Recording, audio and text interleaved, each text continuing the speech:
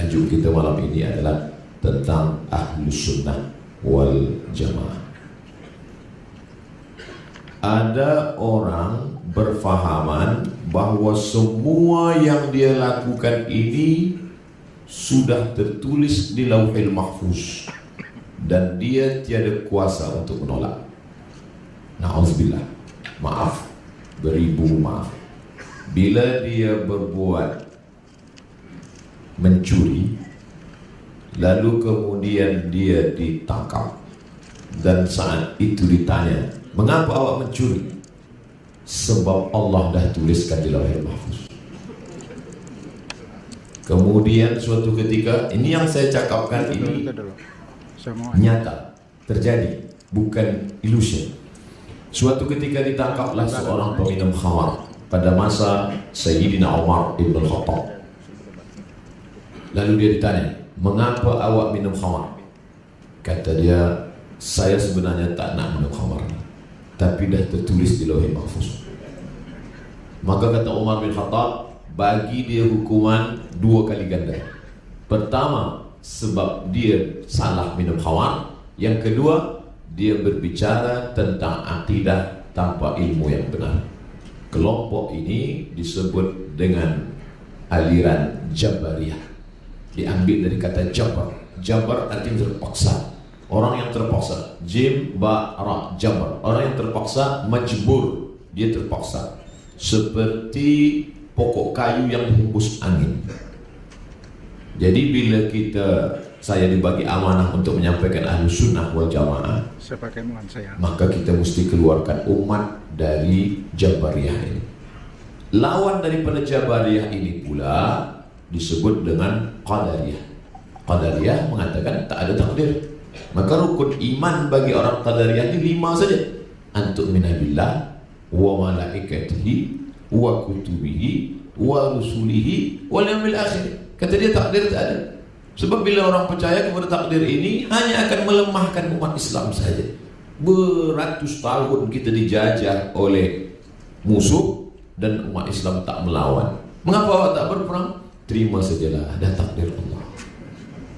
2 kelompok yang saling bercanggah. Yang satu mengatakan berserah kepada takdir macam pokok kayu dihembus angin, tiada kuasa untuk melawan. Yang satu lagi pula mengatakan kita buang saja takdir ini sebab takdir hanya akan melemahkan umat Islam. Maka di mana Ahlus Sunnah wal Jamaah? Ahlus Sunnah wal Jamaah mengatakan ada takdir, ada kuasa, tapi kita juga diberi Allah Ta'ala yang disebut dengan Al-Kasbu namanya, atau ikhtiar. Itu yang disampaikan oleh Al-Imam Abul Hasan Al-Ash'ari. Makanya kita sudah dirumuskan yang namanya Ahlus Sunnah wal Jamaah itu dalam 3 hal. Pertama, dalam akidah. Kedua, dalam fiqh. Ketiga, dalam akhlak. Ini diambil dari hadis Nabi SAW. Sebab kita zaman sekarang ni ada pula puak-puak yang bila kita bercakap, dia tanya, mana dalil? Mana hadisnya? Padahal andai kita sebut pun hadis, dia belum tentu juga faham. Tapi dia tanya, mana hadis?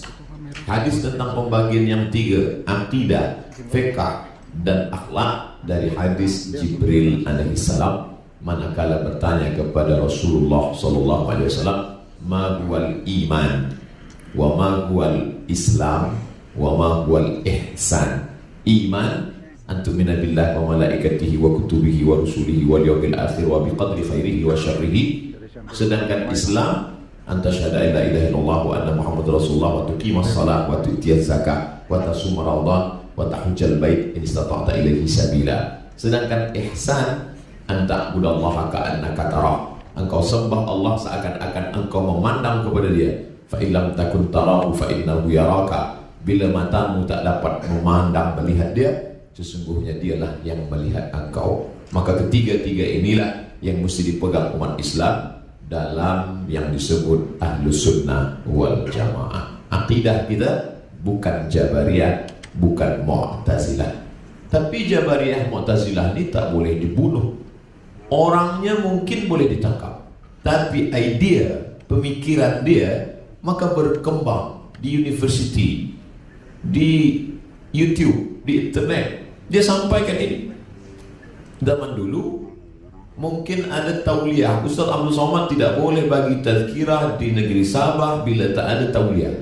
Tapi kita tengok anak-anak kita, masyarakat kita boleh tonton siapa sahaja di internet tanpa ada tauliah. Sebab kita sekarang zaman dunia sudah semacam kampung yang kecil saja. Siapa yang punya handphone, maka dalam genggaman dia sudah ada dunia. Dulu tuan-tuan guru di pondok-pondok melarang, jangan baca kitab tafsir Al-Kasyaf, Zamakhsyari. Kalau nak ambil balaghah bahasa sastranya okey, tapi nanti takut pemikiran rosak disebabkan akidah dia Mu'tazilah. Tapi zaman sekarang, mana kitab buku yang paling kita larang? Saya pensyarah di Universiti Islam Sultan Syarif Qasim. Bila saya cakap di kelas, jangan baca buku ini, pelajar akan bertanya, buku apa Ustaz? Buku ini. Dia tanya tu, dia nak cari buku tu. Maka bila kita larang, sebenarnya saat itu kita sedang iklankan. Oleh sebab itu bila malam ni saya cakap, yang paling berbahaya adalah Mu'tazilah, kerana tak percaya kepada takdir. Bahaya Mu'tazilah, dia mengatakan Allah tidak tahu apa yang terjadi esok pagi, sebab tak ada takdir. Sedangkan bahayanya Jabariyah, semua kesalahan dilimpahkan kepada Allah Subhanahu wa ta'ala. Sedangkan kita Ahlus Sunnah wal Jamaah percaya bahwa Allah menetapkan takdir, tapi ada kuasa bagi manusia yang disebut dengan al-kasbu atau ikhtiar. Saya memang ditakdirkan untuk bicara di hadapan orang-orang mulia malam ini. Memanglah saya ditakdirkan untuk bicara, tapi saya tetap ada usaha untuk melangkahkan kaki naik ke atas untuk bertanya, apakah saya naik dari samping atau dari depan, supaya jangan silap dan salah apa yang mesti saya cakapkan, apa yang mesti saya sampaikan. Ada ikhtiar. Manusia dalam hidup ini terbagi kepada dua. Ini yang disebutkan oleh Syekh Muhammad Sa'id Ramadan Al-Buti. Al-insan, manusia, bainal musayyar wal mukhayyar, antara memilih atau yang dipilihkan oleh Allah SWT. Ada saatnya kita boleh memilih, ada masanya kita tak boleh memilih. Contoh, saya sebagai orang Melayu dari Pulau Sumatera, itu saya tak boleh memilih. Memang Allah memilihkan saya. Masa itu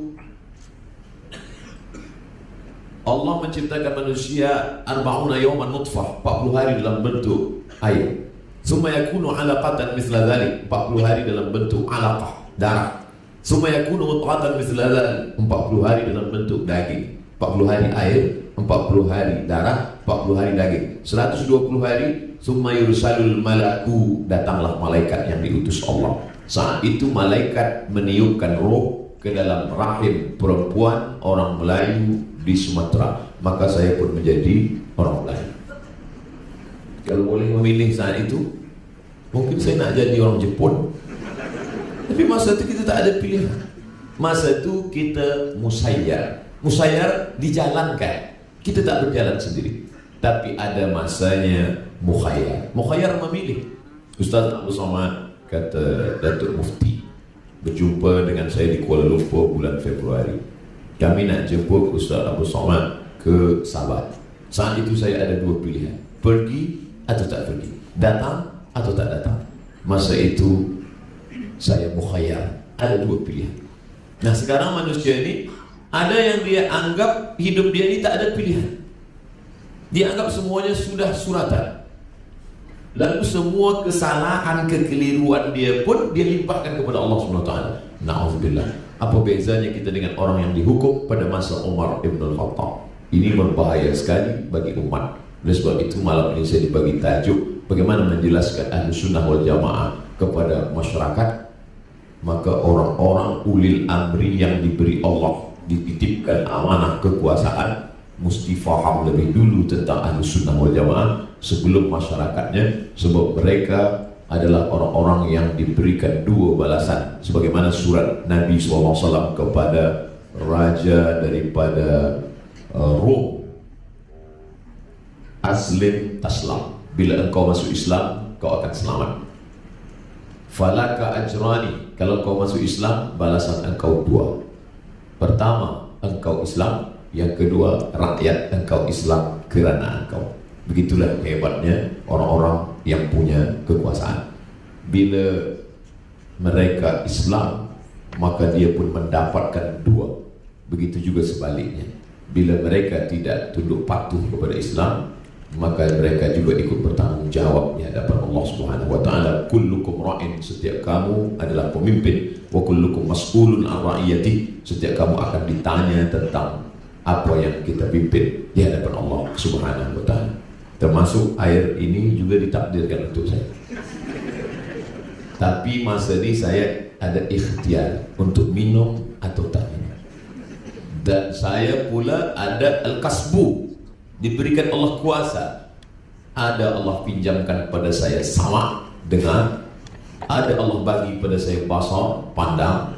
Allah bagi pada saya fuad, hati untuk merenung. Saya tengok tadi ada naik saudara saya seiman. Lepas itu saya pun berfikir, kira-kira sesuai tak kalau saya minum?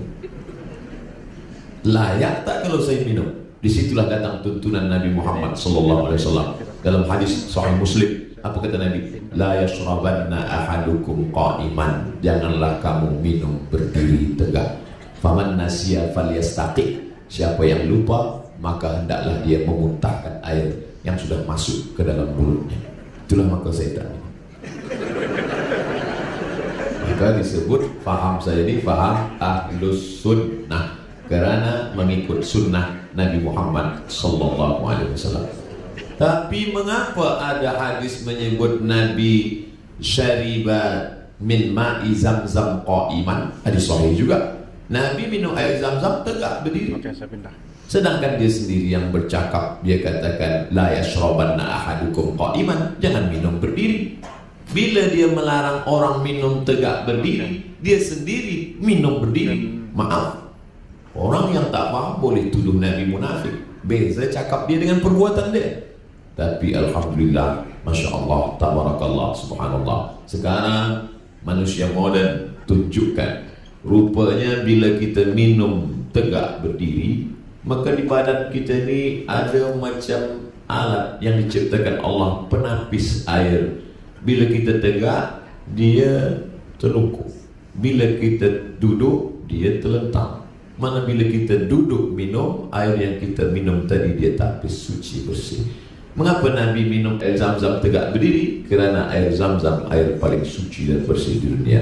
Maka orang yang guna akal fikirannya, Rabbana ma khalaqta hadza batila, tidaklah yang kau ciptakan ini sia-sia. Inna fi khalqis samawati, berfikir tentang langit, wal ardi, berfikir tentang bumi, wa ikhtilafil laili wan nahar, perputaran siang dan malam. Wa fil ardi ayatun lil muqinin, di bumi ada tanda-tanda kuasa Allah. Wa fi anfusikum, dalam diri kita pun ada kuasa Allah. Maka inilah yang dipandang. Maka anak-anak bangsa kita, muslimin muslimat generasi masa akan datang, mesti dia belajar medical, mesti dia ahli daripada sains, kerana dia yang akan menunjukkan Islam ini, menunjukkan Islam keagungan kemuliaan ini di hadapan bangsa-bangsa akan datang.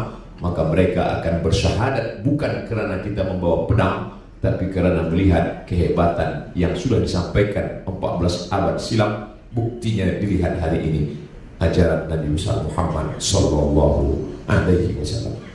Ini perkara pertama yang ingin saya sampaikan tentang Jabariyah dan Qadariyah. Qadariyah punya nama lain Mu'tazilah, kerana waktu itu Wasil bin Atha tak ingin ikut pengajian Al-Imam Al-Hasan Al-Basri. Lalu kata Imam Hasan Basri, iktazala Wasil ana, si Wasil sudah memisahkan diri daripada pengajian kita, maka dia disebut dengan Mu'tazilah. Nanti bila kita ada bagi tazkirah, kemudian ada beberapa orang keluar, itu Mu'tazilah, karena dia dah memisahkan diri dari pengajian kita. Ada pula satu kelompok lagi yang mengatakan bahawa selepas Nabi Muhammad SAW itu, maka yang paling layak menjadi pemimpin adalah Sayyidina Ali. Nabi menuliskan di kertas, bila aku meninggal nanti maka yang menjadi pemimpin adalah Ali.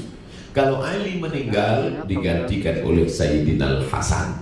Hasan meninggal digantikan Sayyidina Husain. Husain meninggal digantikan oleh Sayyidina Zainal Abidin. Zainal Abidin meninggal digantikan Muhammad Al-Baqir. Muhammad Al-Baqir meninggal digantikan oleh Ja'far Shadiq. Ja'far Shadiq meninggal digantikan oleh Musa Al-Kazim.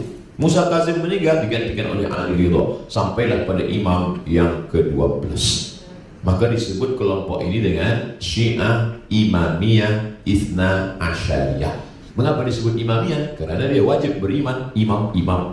Itsna 2, Asyar 10, Itsna Asyariyah imam 12. Sampai hari ini masih lagi ada. Jabariyah pemikirannya saja, negara tak ada.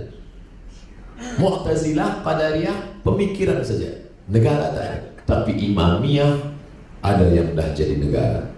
Iran, lalu kemudian Suriah, lalu kemudian sebagian daripada Lebanon, Lebanon, lalu kemudian sebagian daripada Yaman.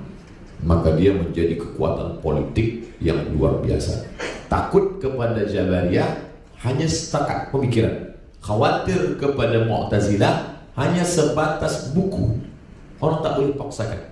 Tapi ini menjadi kekuatan yang luar biasa.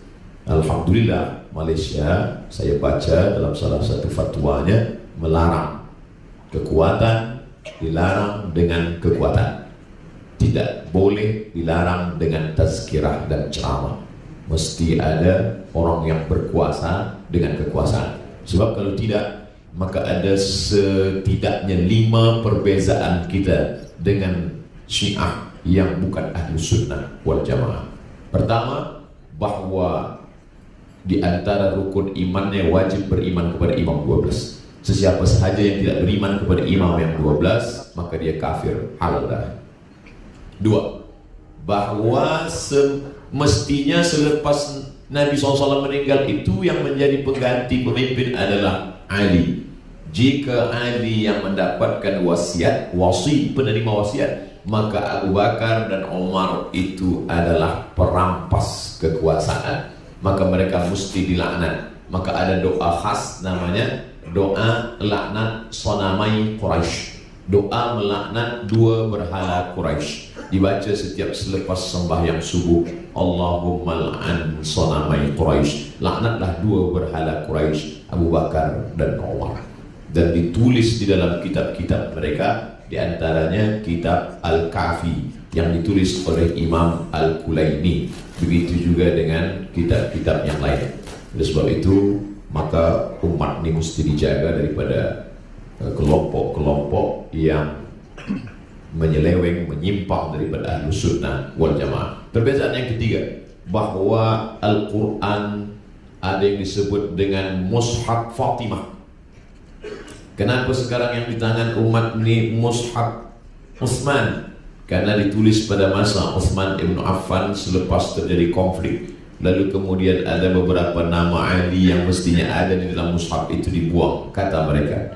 Maka ada Mushaf Fatimah yang sedang dipegang saat ini oleh Imam Al-Qaim yang akan datang di akhir zaman. Bila dia datang nanti dia akan hidupkan, dia datang ke pemakaman Baqi, dia akan hidupkan lagi Aisyah dan dia akan rajam karena mereka menuduh Aisyah melakukan perbuatan yang dilaknat oleh Allah Subhanahu wa taala. Yang ketiga, bahwa nikah mut'ah menjadi bagian dari akidah. Al-mut'atu dini, nikah mut'ah itu adalah agamaku. Siapa yang tidak mengakui nikah mut'ah, maka tidak bagian dari orang yang berakidah benar menurut Syiah. Yang kelima, mereka ada yang disebut dengan taqiyah. Taqiyah artinya bila di Sabah ni banyak ahlu sunnah, maka dia akan mengaku ahlu sunnah. Awak ni sunni ke syi'i? Saya sunni. Bila di Sabah nanti banyak Syiah, maka dia akan mengaku saya ni syi'i. Bila setengah-setengah, saya ni sushi. Sunni syi'i, dua-dua bercampur ada sunni syi'i.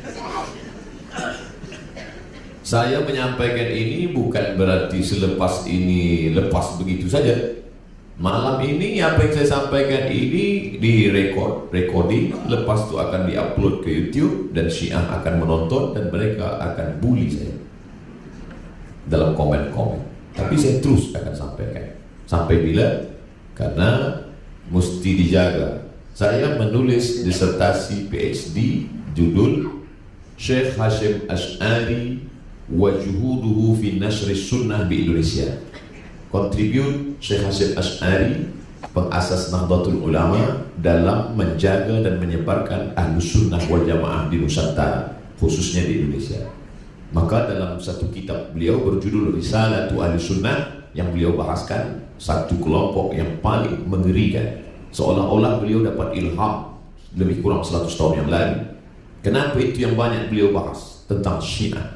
Kerana saya yakin Allah ilhamkan pada beliau, ittaqu firasatal mu'min, takutlah pada firasat seorang beriman, fa innahu yanzuru bi nurillah, karena dia memandang dengan nur cahaya dari Allah. Mengapa dia panjang bahas tentang Syiah?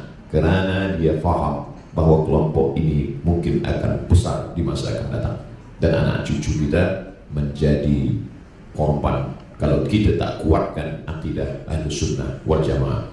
Tapi saya yakin dan percaya Malaysia tidak hanya tazkirah, tak hanya khutbah, tapi ada perundang-undangan, ada fatwa.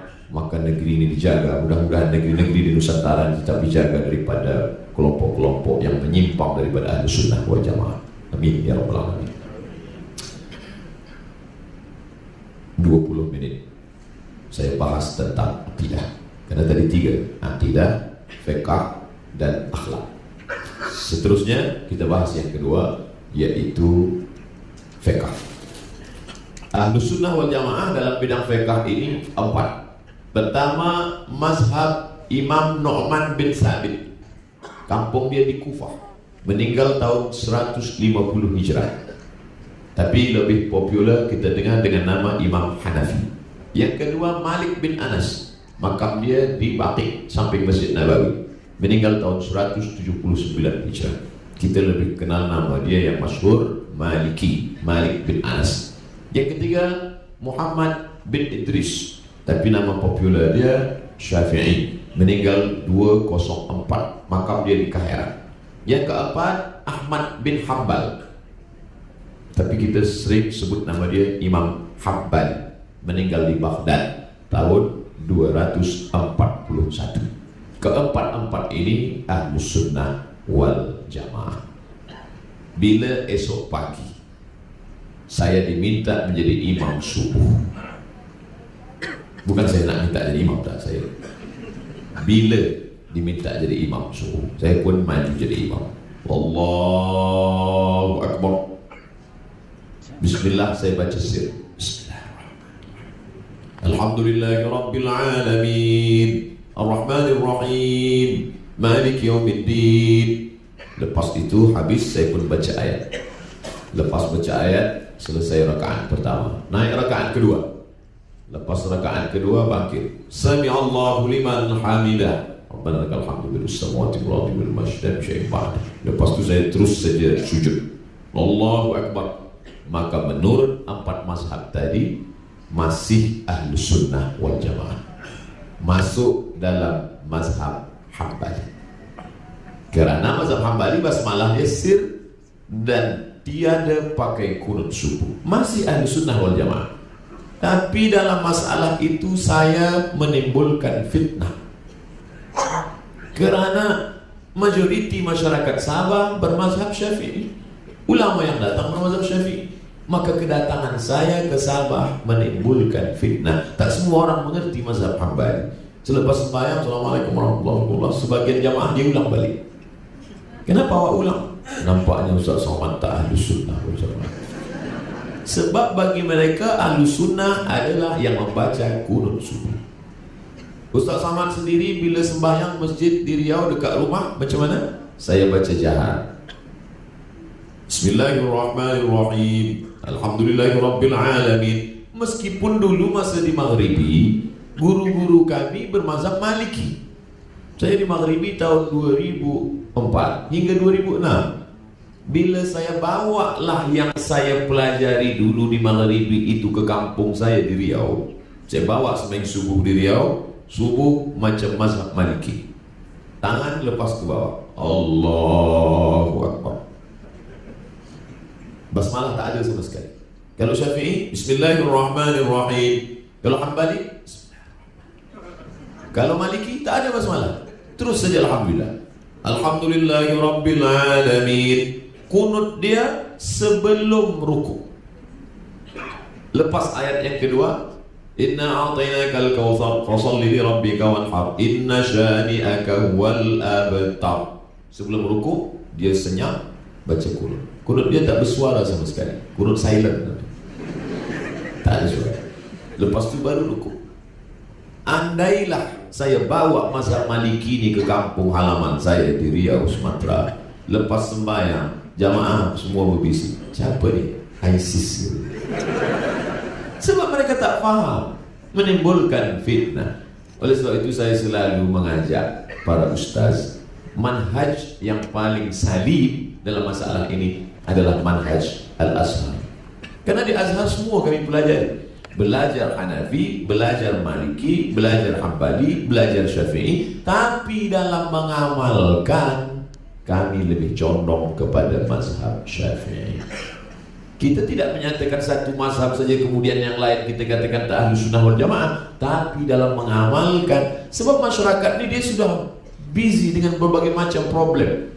Dia di office ada banyak masalah, balik traffic dia juga masalah, ada jam. Lepas itu dia nak pergi ke surau, dia nak mengaji, nak tenangkan hati. Tapi ternyata di masjid pun ada jam mazhab juga. Bila dia lagi nak dapatkan ketenangan? Oleh sebab itu maka bak kata pepatah Melayu, kalau mencincang sampai ke landasan, biarlah putus kaji sikit, tak panjang tapi selesai. Dari maghrib ke isya, muslimin muslimat, maghrib ke isya malam ini kita akan bahaskan pasal tentang bersentuh lelaki dengan perempuan menurut 4 mazhab batal atau tak batal. 45 minit maghrib ke isya bahaskan satu masalah saja menurut 4 mazhab. Aula mastumun nisa, kamu menyentuh kulit perempuan. Menurut mazhab Hanafi, menyentuh kulit di situ bukan kulit bersentuh, maknanya maaf maknanya jima. Bila dia menyentuh kulit saja tak batal. Sebab Al-Quran bahasa dia bahasa lembut, bahasa halus, bahasa adab. Tak layak dalam kitab suci dia cakapkan yang tak baik. Maka makna menyentuh kulit di situ, bila bersentuh kulit tak batal. Sedangkan menurut mazhab Syafi'i, memanglah kulit bersentuh. Bila kulit bersentuh lelaki perempuan tak mahram, batal. Sedangkan mazhab Maliki, bila ada syahwat, batal. Bila tak ada, maka tak batal. Tapi dalam masalah ini saya lebih condong kepada mazhab Syafi'i. Selepas kita jelaskan begini menurut Hanafi, begini menurut Maliki, begini menurut Syafi'i, ini dalil Hanafi, ini dalil Maliki, ini dalil Syafi'i, tapi dalam pengamalan sehari-hari saya lebih condong pada mazhab Syafi'i. Mengapa Ustaz condong pada mazhab Syafi'i? Sebab saya dari kecil bawa itu saja. Oh, kalau begitu tak mengikut pada dalil. Kalau saya pakai mazhab Maliki, mazhab Maliki bersentuh tak bersentuh, tak batal bersentuh. Bila tak ada syahwat, tak ada nafsu, tak batal. Okey, saya sentuh, pergi walimah perempuan nikah, selamat, barakallahu lakum wa baraka alaikum wa jama'a bainakum fi khair. Kena ujung tangan mempelai perempuan. Lepas tu saya pun sembahyang zuhur. Allahu Akbar. Ustaz tak ada wuduk lagi ke? Tidak. Tadi sentuh tangan perempuan dia, saya tak ada nafsu lah. Saya tak ada syahwat. Kata syaitan, ada sikit. Saat itulah dia masuk dari pintu yang kecil. Tapi bila saya ambil wuduk balik, saya ulang balik wuduk bersih. Alladzi yuwaswisu fi sudurin nas minal jinnati wan nas. Dia berbisik, "Hai Abdul Somad, engkau tadi ada nafsu sikit." Tak ada, aku dah wuduk balik. Aku dah ulang wuduk bersih. Tapi saya tak salahkan mazhab Maliki. Sebab bila saya salahkan mazhab Maliki, maknanya saya menderhaka kepada guru-guru saya di Maghribi dulu. 2 tahun saya ambil ilmu mereka, lepas tu saya salahkan mereka. Di mana adab saya sebagai talibul ilmi, pencari ilmu? Maka Al-Azhar, Masya Allah, Tabarakallah, mengajarkan kami. Itulah selama ini yang saya sampaikan dalam tazkirah, dalam pengajian. Setakat yang saya ingat, setakat yang saya mampu saja. Bila dulu yang kami hafaz mungkin 500 muka surat, balik mungkin tinggal 5 saja lagi.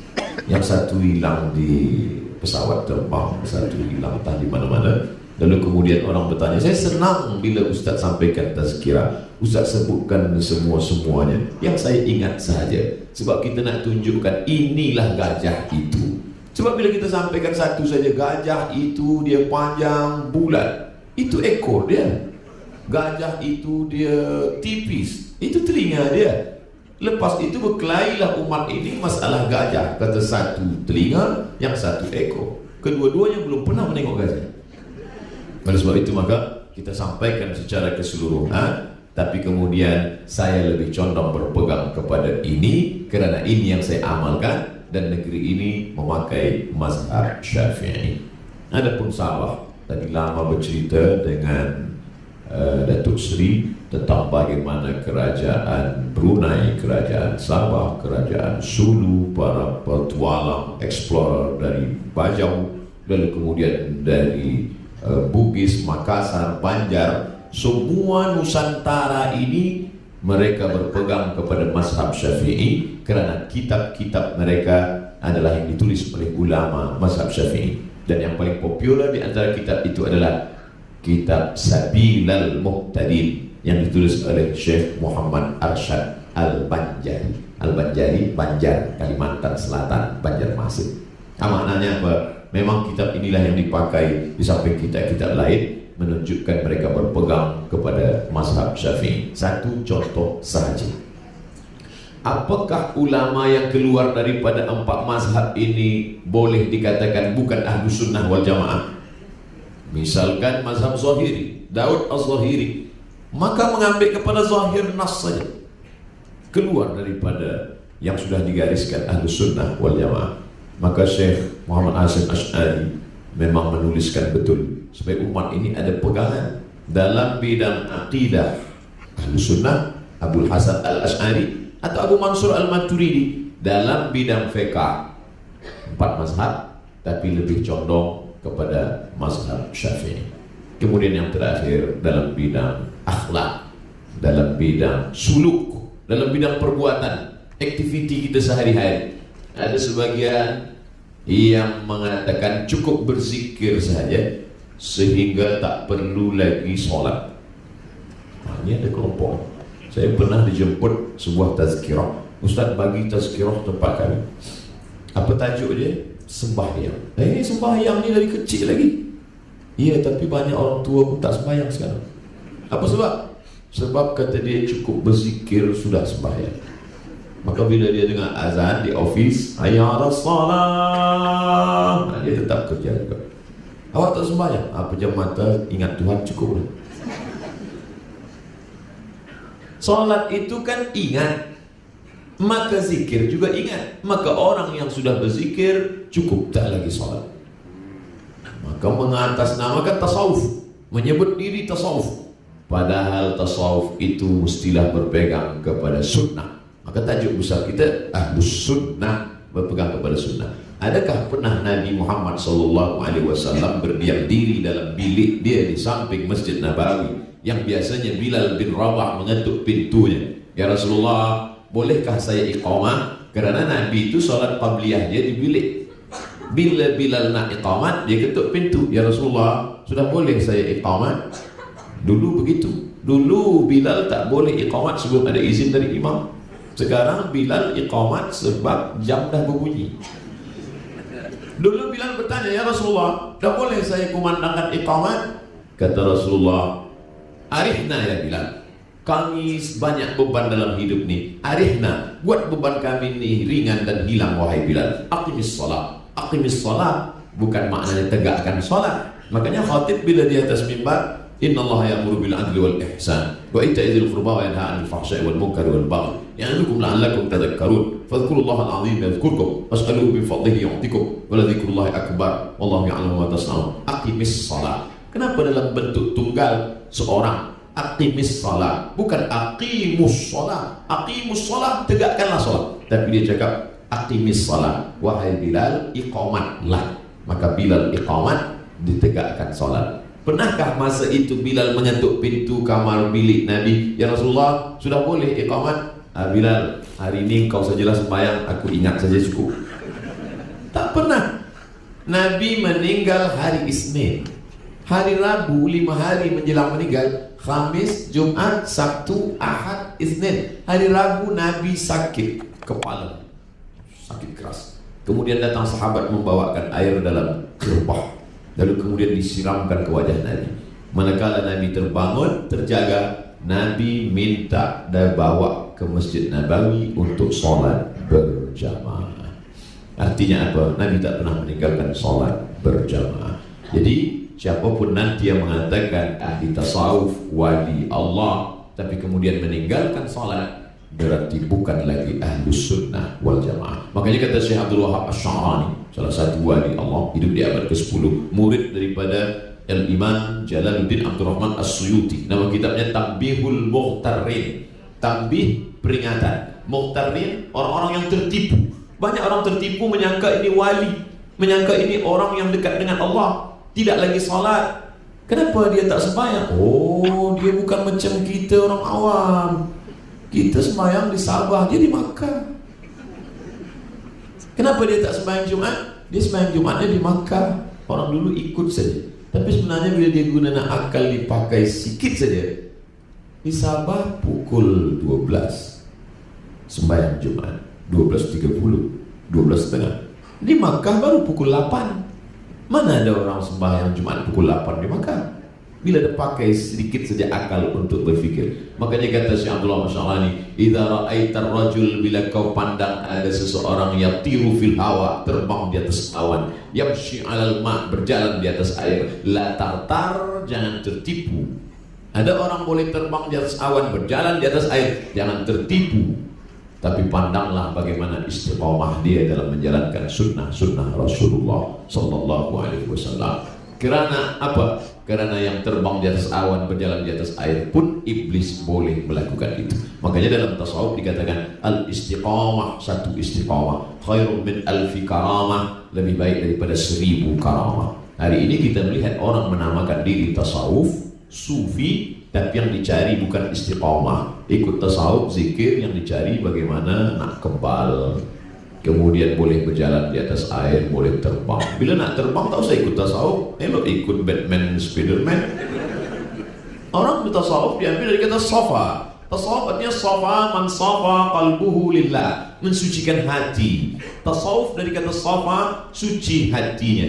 Makanya Imam Al-Ghazali memiliki jawatan tertinggi sampai kepada induk segala ulama yang ada di Rai masa itu, dan dekat dengan Sultan Nizamul Muluk. Diangkatlah beliau menjadi rektor di University An-Nizamiyah. Lalu kemudian sampai pada puncaknya, dia merasa datang ujubnya, datang merasa diri lebih hebat, lebih mulia. Dia tinggalkan semua, dia pergi berkelana selama 11 tahun. Selepas itulah dia menemukan hakikat tasawuf.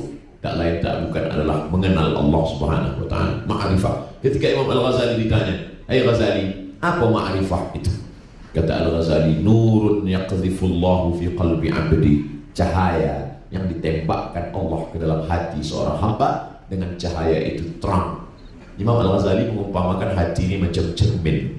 Kalau cermin bersih, maka kita boleh nampak sekeliling, karena cermin memantulkan apa yang ada sekeliling nampak. Bila satu dosa, cermin hitam. Satu dosa, 2 titik hitam. 3 dosa, 3 titik hitam. Dosa, cermin menjadi hitam. Kalau sudah cermin hitam, orang putih pun nampak muka hitam dalam cermin hitam.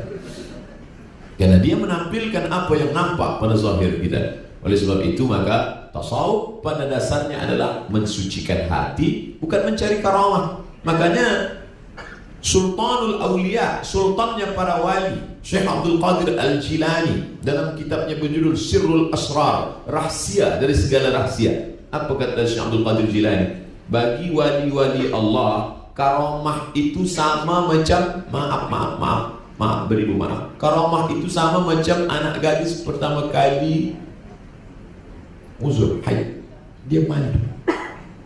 Mereka wali-wali Allah tuh malu kalau dia punya karamah. Bahkan dia nak hilangkan karamah itu dari diri dia, sebab dia anggap karamah itu hanya melalaikan dia dari Allah. Tapi orang saat ini mengikut tasawuf justru ingin mencari karamah, mencari kelebihan, menunjukkan. Padahal ulama tasawuf dulu ingin supaya rendah hati, tawaduk. Ketika dia tawaduk, di situ Allah mengangkat derajatnya. Maka Imam Al-Ghazali menulis kitab berjudul Ihya Ulumuddin, menghidupkan ilmu-ilmu agama Ahlus Sunnah wal Jamaah. Karena saat itu banyak yang sibuk melupakan sunnah, sibuk menganggap diri sudah zuhud, padahal sebenarnya bukan zuhud.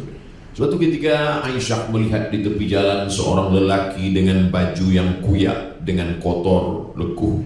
Lalu kemudian Aisyah bertanya, "Man hal? Siapa orang ini?" Mereka menjawab, "Huwa azhadun nas." Inilah orang yang paling zuhud. Kata Aisyah, "Bukan ini zuhud. Karena Umar radhiyallahu an azhadan nas." Umar itu orang yang paling zuhud, tapi dia tak meninggalkan dunia. Idza takallama asma, kalau dia bicara suaranya keras. Wa idza masya asra, kalau dia berjalan langkahnya cepat. Wa idza daraba auja, kalau dia memukul pukulannya kuat. Orang yang zuhud jalannya cepat, suaranya kuat, memukulnya kuat. Sekarang orang mengaku zuhud meninggalkan dunia. Zuhud ke malas. Lalu kemudian berselindung di balik nama tasawuf, padahal bohong. Mengaku tasawuf padahal berteman dengan jin. Disangka orang karamah, tidak. Makanya mesti kita jelaskan kepada umat antara waliur rahman dengan walius syaitan. Apakah ini wali Allah atau wali syaitan? Dalam kitab Al-Lumah, Lumah artinya cahaya, ditulis oleh Imam Saraj At-Tusi.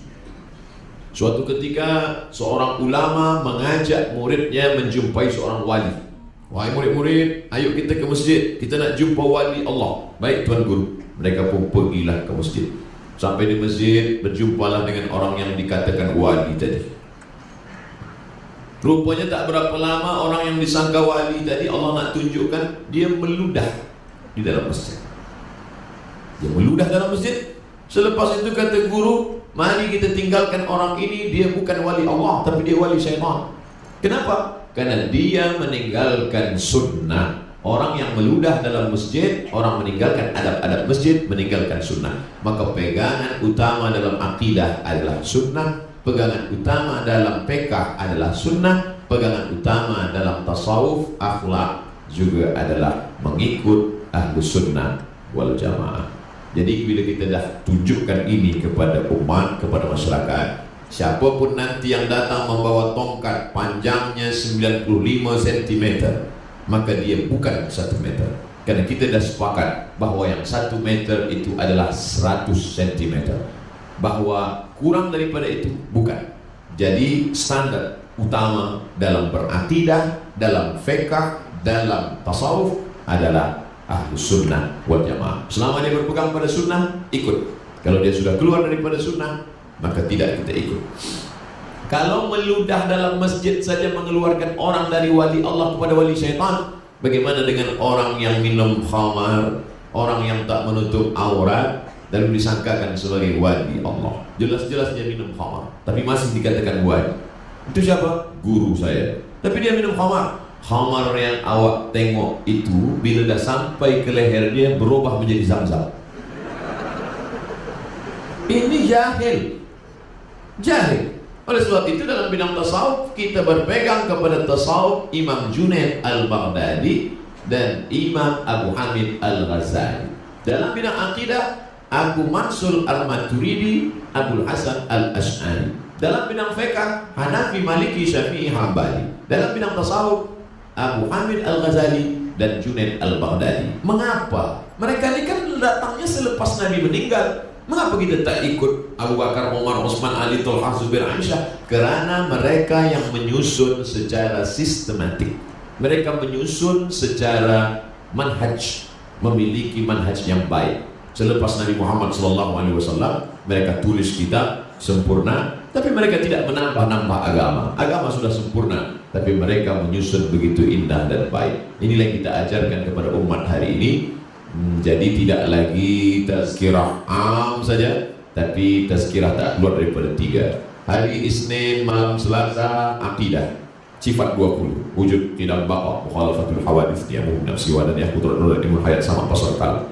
Hari Selasa malam Rabu mengkaji masalah fiqh dari mulai taharah sampai wudu sampai tayammum sampai salat sampai zakat haji.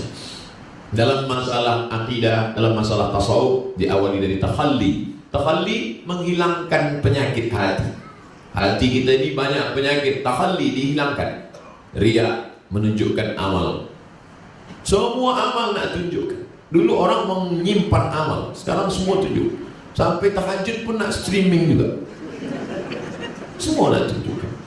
Berdoa. Dulu orang berdoa menghadap ke Ka'bah. Ni Ka'bah berdoa. Sekarang tak, Ka'bah di belakang.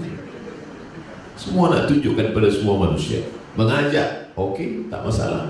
Tapi ketika menceritakan amal, maka yang pertama kali dalam tasawuf takhalli, kosongkan hati daripada riya, sum'ah, memperdengarkan amal, kosongkan hati daripada takbur, kosongkan hati daripada nifaq, munafik, kosongkan hati daripada kufur. Setelah hati tadi kosong, barulah tahalli, diisi dengan zikir, diisi dengan syukur, diisi dengan ridha, diisi dengan tawakal. Setelah dia berisi, barulah tajalli. Tajalli bukan lagi usaha kita, tapi pemberian anugerah dari Allah Subhanahu wa ta'ala. Sama seperti kita ada cawan. Cawan ini kotor, banyak debu, ada sampah. Maka yang pertama kali kita lakukan bukan menuangkan air zam-zam ke dalam cawan.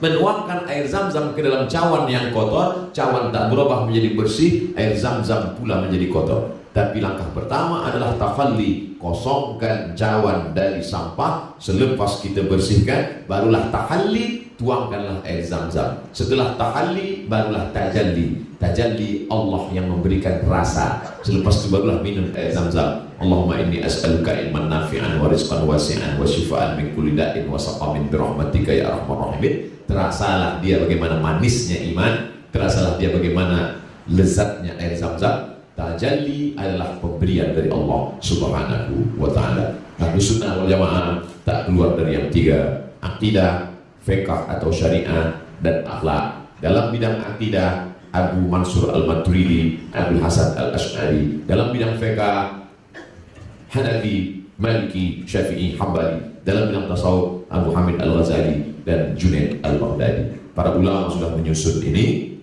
diterjemahkan ke dalam bahasa Melayu, lalu kemudian kita tinggal menyampaikan dan diamalkan. Maka kita jaga negeri ini tetap dalam naungan Ahlus Sunnah wal Jamaah, insyaallah. Amin ya rabbal alamin. Setelah saya sampaikan ini, apa kewajiban kita sesuai dengan kemampuan kita masing-masing. Bila kita seekor gajah, bawalah satu kayu yang besar. Tapi bila kita hanya seekor semut, bawalah sebutir gula. Perumpamaan, Abdul Somad tak ada kuasa apa-apa, maka Abdul Somad kemana-mana bawa sebutir gula saja. Kalau dia nak bawa kayu, patah tulang. Sedang satu gula yang dibawa ini pun banyak juga yang membuli di internet. Tapi bila kita ada kuasa, bila seekor gajah membawa sebutir gula, orang tersenyum. Awak ni gajah apa semua? Kenapa tak pakai kekuasaan yang dititipkan Allah sebagai amanah untuk menjaga Ahlus Sunnah wal Jamaah? Makanya Salahuddin Al-Ayyubi merubah masjid Syiah menjadi masjid Ahlus Sunnah wal Jamaah. Mana itu? Masjid Al-Azhar. Masjid Al-Azhar Kairah diasaskan oleh Jauhar As-Siqili. Siqili, Sisilia, Andalusia, Spain sekarang. Bila saya sebut di kelas bersama mahasiswa, Sisilia, Cordoba, Cordoba, mereka tak tahu. Tapi bila saya sebut Real Madrid, Barcelona, apa-apa. Dekatlah itu, satu negeri yang sama. Betapa jauhnya pengetahuan pelajar-pelajar kita hari ini pada negeri yang sama. 700 tahun umat Islam berkuasa. Kekuasaan begitu hebat. Oleh sebab itu, selama ada orang-orang yang amanah, yang diberikan Allah kekuasaan. Makanya kata Imam Ahmad bin Hanbal, seandainya engkau punya doa yang makbul, tapi doamu cuma satu, jangan minta istri salihah, karena tak mungkin berbagi dengan orang lain. Tapi mintalah pemimpin yang adil. Sebab bila dapat pemimpin adil, Ahlus Sunnah wal Jamaah tegak. Masjid Al-Azhar berubah menjadi Masjid Ahlus Sunnah. kerana pemimpin Salahuddin Al-Ayyubi. Banyak orang yang mencela tasawuf. Tasawuf tidak mengajarkan jihad. Tasawuf hanya berzikir saja. Orang lupa Salahuddin Al-Ayyubi yang membebaskan Palestin dari perang salib adalah orang yang menghatamkan kitab Ihya Ulumuddin Al-Ghazali. Kenapa Al-Ghazali tak bercerita tentang jihad? Kenapa Al-Ghazali tidak mengajak umat untuk berjihad? Al-Ghazali bercerita jihad yang lebih hebat. Jihad melawan hawa nafsu, hubbud dunia, cinta dunia, wa karahiyatul maut, takut mati. Segala punca maksiat hari ini berawal dari hubbud dunia, hubbud dunia, hubbud dunia. Cinta kepada dunia, cinta kepada harta, cinta kepada kuasa, cinta kepada syuhrah, cinta kepada populariti, cinta kepada segalanya. Al-Ghazali membersihkan itu semua dari hati Salahuddin Al-Ayyubi, sampai akhirnya Salahuddin Al-Ayyubi siap, dan dialah yang membebaskan Palestina.